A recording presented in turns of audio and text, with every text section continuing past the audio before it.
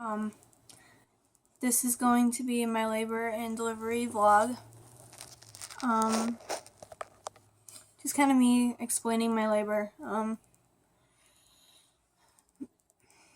I will put a link in the description of, my mom made a video, like a birth story video of him. So I was 39 weeks and 5 days when I went to be induced. And me and my husband got to the hospital at 6 o'clock in the morning, and we got signed in. We got put up into labor and delivery, and I was put on the monitors for them to listen to his heartbeat and monitor my contractions. And around maybe 8-ish, my midwife came in and she gave me a pill vaginally, a little white thing. It was like this big, to help my cervix dilate and soften. And so that helped kickstart my labor. And she said I was about 2 centimeters when, about a little bit after she gave me the pill. So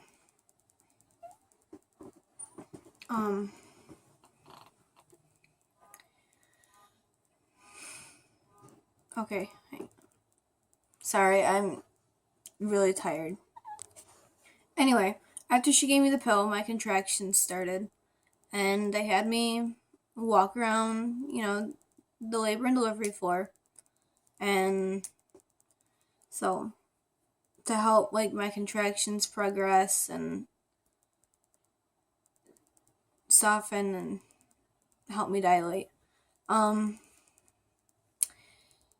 once it was about 11:30, I was officially in labor.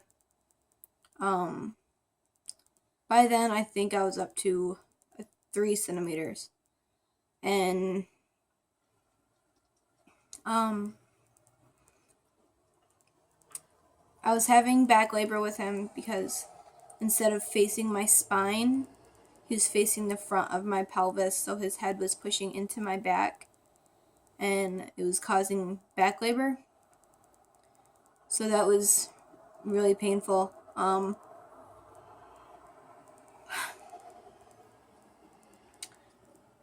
After a little while of walking around, I couldn't really take being on my feet anymore. The contractions were hurting me way too much. And my contractions, they got too close together too soon.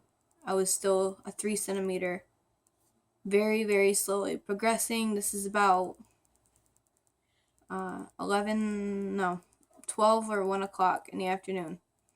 And they had to give me IV fluids to help slow them down. And that worked for a little bit. And then my midwife came back, and I opted for the epidural.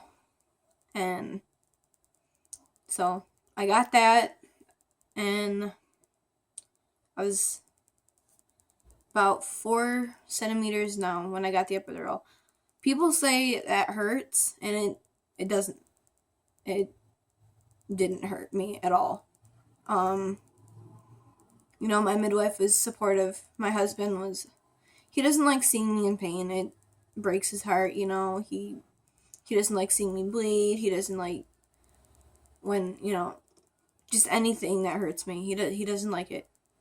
So he stood and he watched the needle go into my back, and he almost threw up. My midwife kept asking him, "Are you okay? Are you okay?" But So she had me hunched over, and she had her arm around my neck to help me so I don't like jump. And she kind of had me a little close to her, which was relaxing because I had the comfort and I wasn't like as scared, and I had my mind focused on other stuff. But the anesthesiologist said that the numbing medicine was gonna hurt the most, and that I didn't even feel that. I'm used to getting shots. Getting a shot in my back was nothing. I've had, many Novocaine shots in my mouth.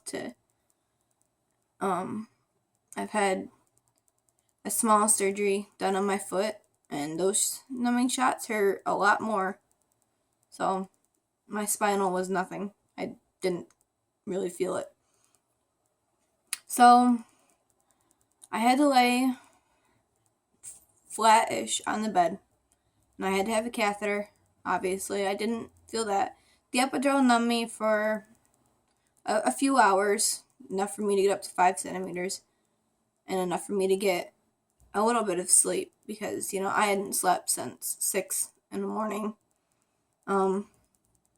Well, the reason I asked for the epidural is because I was having camelback contractions, which is when your contractions, for me, I had 3 really big contractions right in a row, like back to back, and then I had a 2 to 4 minute break in between them. So I was not having any luck with this labor. After I got my epidural, I was happy and stuff. Being in pain, I was kind of a bitch. I was very moody.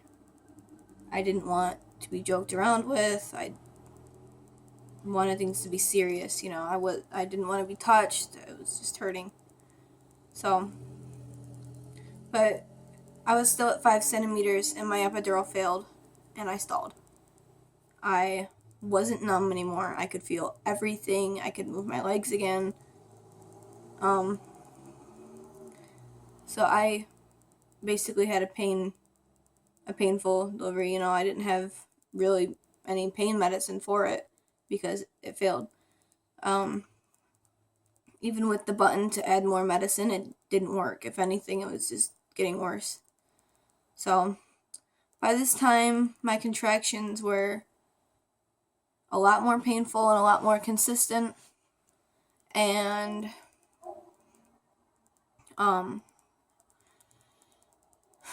they were forced to give me Pitocin because I was stalled and I had not progressed from a 5 in a good few hours, and it was now 7 o'clock at night. And so they gave me the Pitocin. After a little while, I got up to 6 centimeters. And, I would try and sleep. I'd close my eyes in between the contractions, but that's, only a 2 to 4 minute thing. So I had no luck.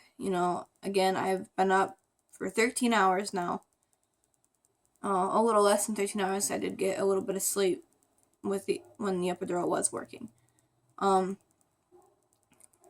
was in so much pain. I was begging for pain medicine. I was on the bricks of tears. And I still wasn't having any luck. So they had another anesthesiologist come in to say, we could re-put your epidural in, but, there's no chance, it might not work, basically. And that my risks of leaking spinal fluid and potentially becoming paralyzed were greater. But I refused. And I told her, I said, no, it's not worth it. You could put it in again, and there's a chance it's not going to work. There's no point. So I wasn't going to let her put the epidural in again. When I got it the first time, though, the doctor put it in once, and then he had to take it out because he couldn't get the catheter, the little tube in, the IV in, whatever it's called. he couldn't get that into my spine, so he had to move down a little bit more, and still, I didn't feel that. But, so I had to suffer through those contractions, and they were horrible. And,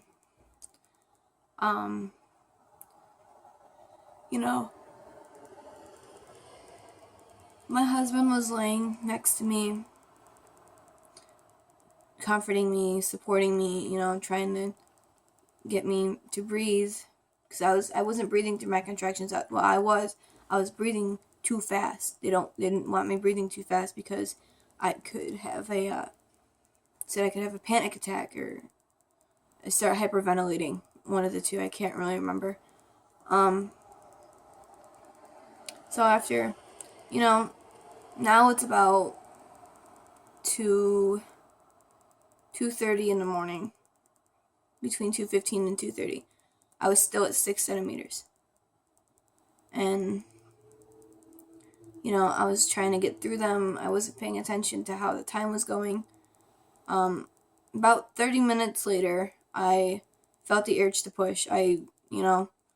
So I told Christian, I said, he needs to tell the doctor that I feel like I need to push. And the nurse came in and checked me. I went to a 9 centimeters within 30 minutes. I was still not completely effaced. I still had some thickening of my cervix. And I couldn't help not push. I wanted to not push, but my body wouldn't let me. If you get what I'm saying, it's hard to explain unless you've actually had a baby.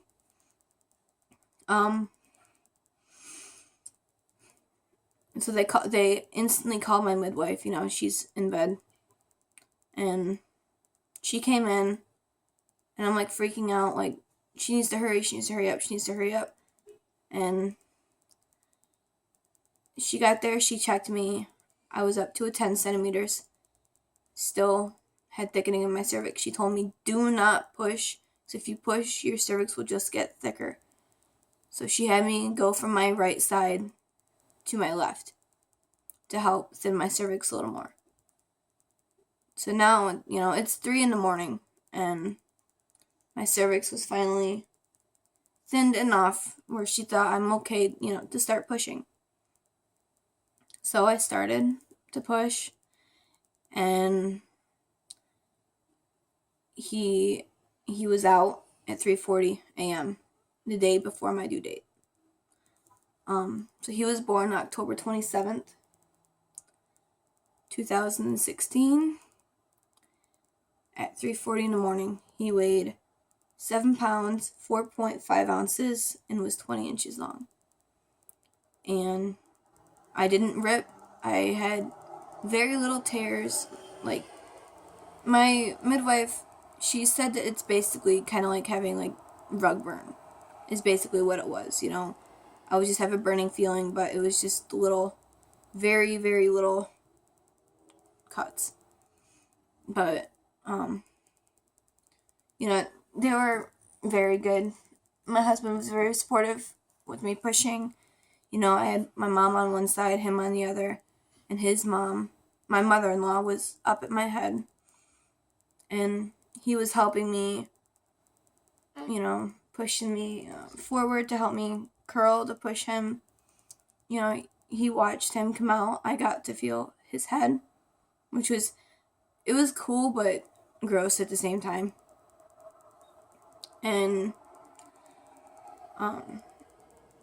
I delivered in dark. There was a little bit of lighting, but my midwife likes to deliver with the lights off, with, obviously a little bit of light. So, me pushing him out was a lot less painful than my contractions. The only part that hurt was burning, which they call that the ring of fire, which is, when they're crowning, their head's coming out. He came out with his hand at his face, and he managed to rotate, turn facing my spine while I was pushing him, so he didn't come out with his face up. He came out facing down like he was supposed to. And his umbilical cord was wrapped tightly around his neck as well.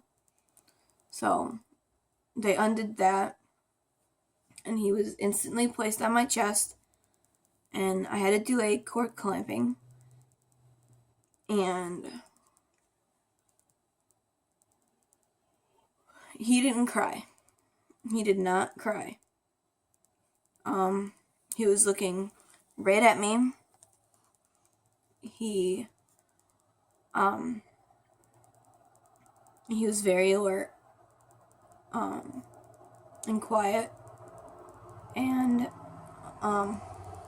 they took him to the incubator, and they were patting his back, trying to get him to cry. They were giving him oxygen, and he still wasn't crying. So they stamped his feet, and once they started to scrub the ink off, that's when he started crying. Everything was really good.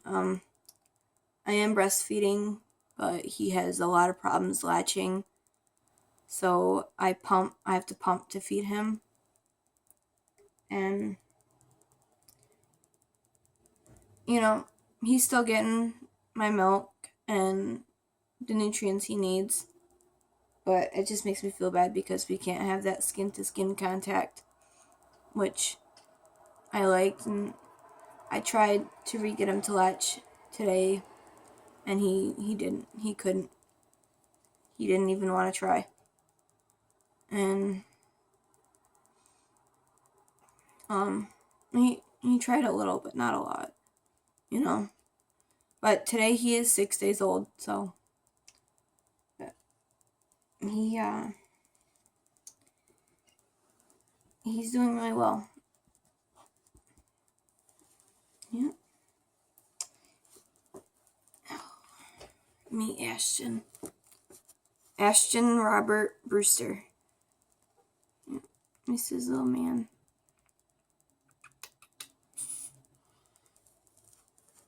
He's sleepy,